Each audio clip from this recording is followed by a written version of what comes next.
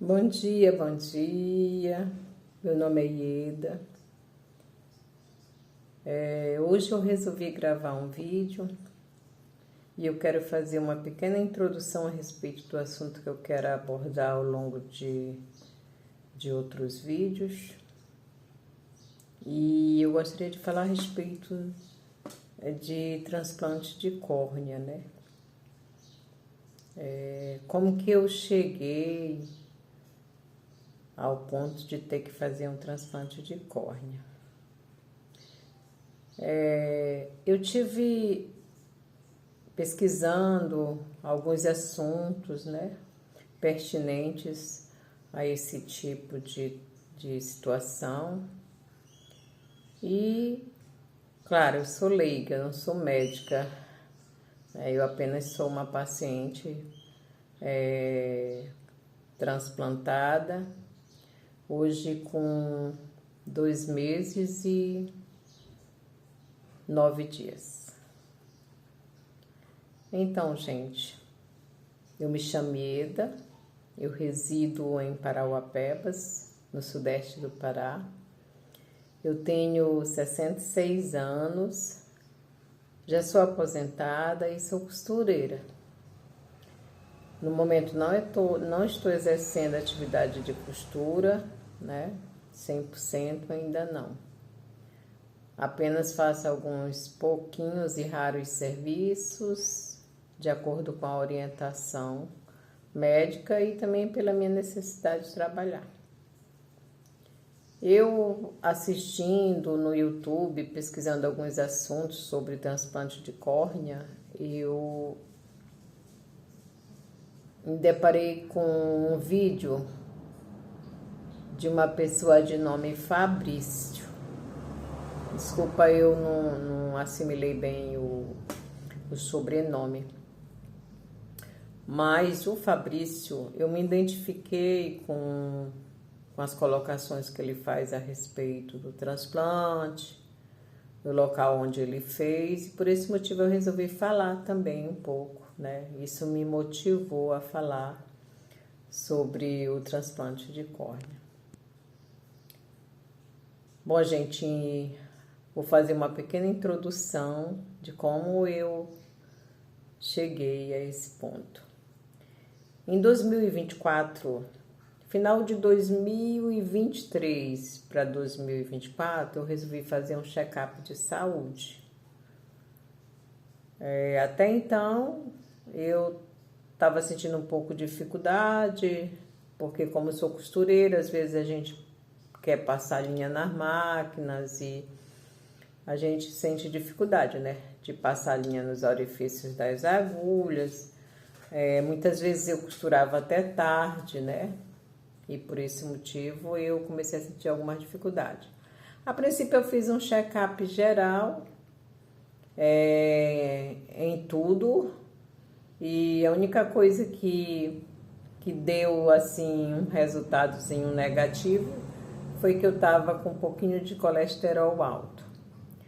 Aí eu conversei com o médico, ele falou para mim que bastava eu controlar a minha alimentação em relação a algum alimento que eu estava consumindo em excesso, que isso resolveria, não precisaria nem nutricionista, segundo o médico. Eu até nem gostei muito, porque eu penso que o médico ele tem que nos direcionar para a pessoa que tem competência para fazer isso, porque assim, se eu estava com colesterol um pouco alto, então é sinal que eu estava comendo algo que não fazia bem para mim. Que eu, tipo assim, intuição, né? Acho que talvez fosse algum tipo de lanche. Porque às vezes à noite, ao invés de jantar, eu lanchava, pedia um lanche no iFood e eu comia. Beleza, até aí tudo bem. Depois que eu já tinha feito todo esse check-up, eu lembrei que eu não tinha feito o exame de vista. E no caso eu estava recém-separada, né? Eu estava num processo de divórcio e eu resolvi fazer o exame da vista aproveitando o plano de saúde que até então eu ainda tinha direito. E fui fazer. E de acordo com todos os resultados, o diagnóstico foi que eu estava com catarata. Eu retornei ao médico, que era o especialista, e ele disse para mim me perguntou a minha idade, orientou que eu deveria fazer a cirurgia da catarata, porque era uma cirurgia simples, rápida, básica, sem nenhum comprometimento. E falou que como meus exames estavam tudo ok, a orientação que ele dava era que eu deveria fazer a remoção da catarata. Eu faria primeiro em um olho, que seria definido depois com ele, qual seria o primeiro, e depois o outro. Conforme a orientação, eu segui tudo certinho. Ele me encaminhou para fazer os exames pré-operatórios. Eu fiz, deu tudo certo, não tinha nenhum impedimento que não pudesse fazer. Eu não tinha alergia a remédios, a nenhum tipo de medicação, eu não tinha... não sou diabética, não tinha pressão alta, não tinha nada, né? A não ser mesmo o diagnóstico anterior do clínico geral, que tinha dado um pouquinho de colesterol alto, mas nada assim que não pudesse ser resolvido. E daí eu me coloquei à disposição do médico. A cirurgia foi marcada para fevereiro de 2024, seria mais ou menos entre o dia 10 e o dia 20. E aí eu aguardei a ligação, o pessoal da clínica do hospital nunca me ligou, e aí eu resolvi ir lá. Aí cheguei lá, conversei com eles, porque estava demorando, ainda não tinha entrado em contato, que eu pensei que tivesse dado alguma coisa errada. E eles me falaram que não. Eles estavam esperando completar uma quantia de 10 pessoas para poder o médico que ia fazer os procedimentos nessas 10 pessoas poder se organizar para fazer. E que era para me vir para casa e aguardar que eles entrariam em contato. De fato, depois dessa minha ida lá, que foi mês de fevereiro de 2024, eles marcaram a minha cirurgia de catarata para o dia 26 de março de 2024, às 9 horas da manhã. Só me deram algumas orientações, tipo que eu tinha que ir de chinelo de dedo, não precisaria ir em jejum, que eu seria a terceira na ordem de cirurgia dessas 10 pessoas, e eu não precisaria chegar tão cedo. Mas eu me organizei aqui, a minha filha de nome Eliana e meu genro de nome Zildo me acompanharam até esse local, no caso aqui em Parauapebas. E eu cheguei lá, era 9 horas da manhã. Assim que eu cheguei, passou um pouco de tempo, não sei, em questão de minutos, meia hora, 40 minutos, a moça chamou o nome da gente, de outras pessoas também, aí deu uma receita que nós tínhamos que comprar um injetável antes de passar pelo procedimento. Aí eu peguei, passei para o meu genro, fiquei lá enquanto ele foi na farmácia comprar esse injetável, porque segundo ela orientou, esse injetável todos que passassem pelo procedimento teriam que utilizar. Beleza, assim foi feito. Só, gente, que eu fiquei de 9 horas da manhã até às 16h30 nesse local. Só que esse local era onde eu tinha feito os primeiros atendimentos, a consulta com o médico que orientou a cirurgia. Na verdade, a cirurgia seria feita ao lado, num outro espaço. E eu nem sabia quem era o médico. Então, resumindo, Eu fui atendida, era 16h20, 16h30, depois que quase todas aquelas pessoas já tinham sido atendidas. E no final das contas não deu certo. Não deu certo porque, tipo assim, o que eu posso relatar é que não foi feito a princípio a preparação comigo como é de praxe. Eu nem sabia qual era a preparação, só fui saber depois. Eu estava numa antessala, eu e mais 2 pessoas, quando a auxiliar do médico chegou e perguntou quem era o próximo. Aquilo ali já me deu um alerta, porque, veja bem, eu estava num local onde eu ia passar por uma cirurgia de catarata e que, conforme o médico tinha falado, seria uma coisa rápida, básica, sem tantos riscos. Mas uma coisa me chamou a atenção. A moça que era auxiliar do médico, que ia fazer, que era o responsável pela minha cirurgia, ela chegou lá e perguntou quem era o próximo. E aí a gente olhou um para a cara do outro sem saber, porque o correto não seria ela já vir com uma ficha cadastral e chamar o paciente.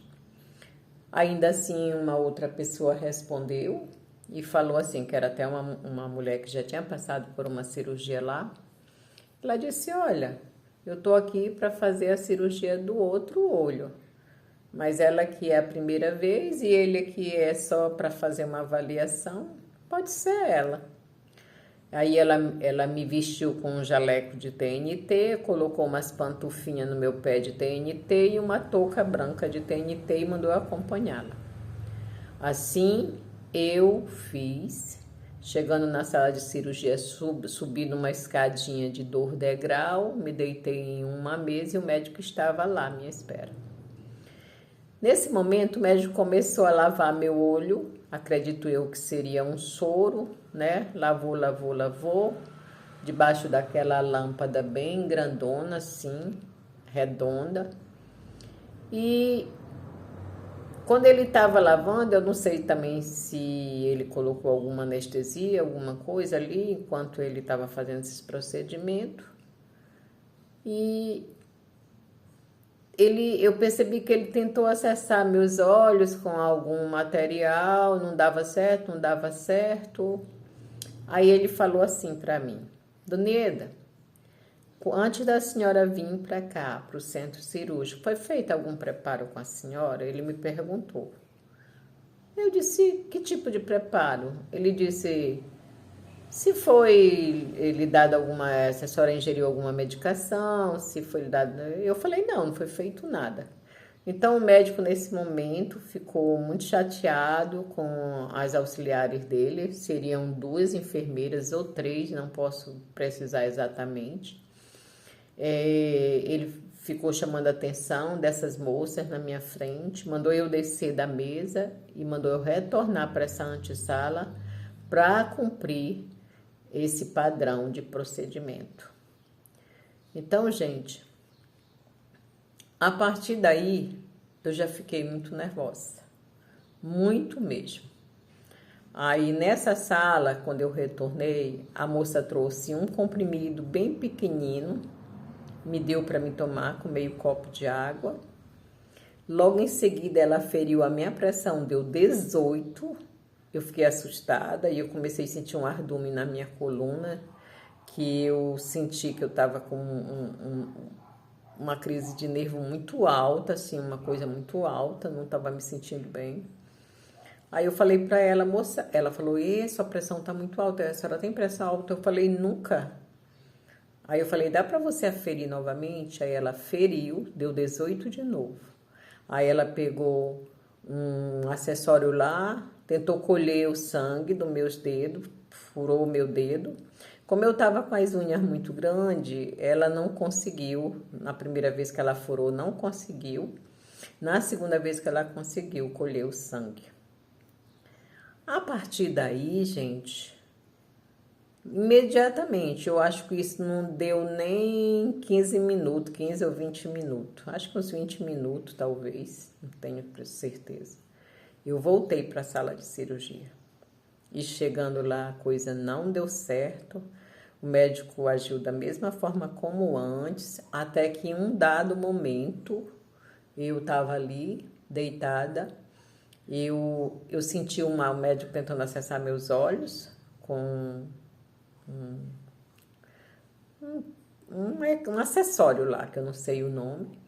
Eu senti uma visgada como se fosse um furo, assim, um corte de faca quando você está tratando um alimento que você se corta, né? Você sente aquilo.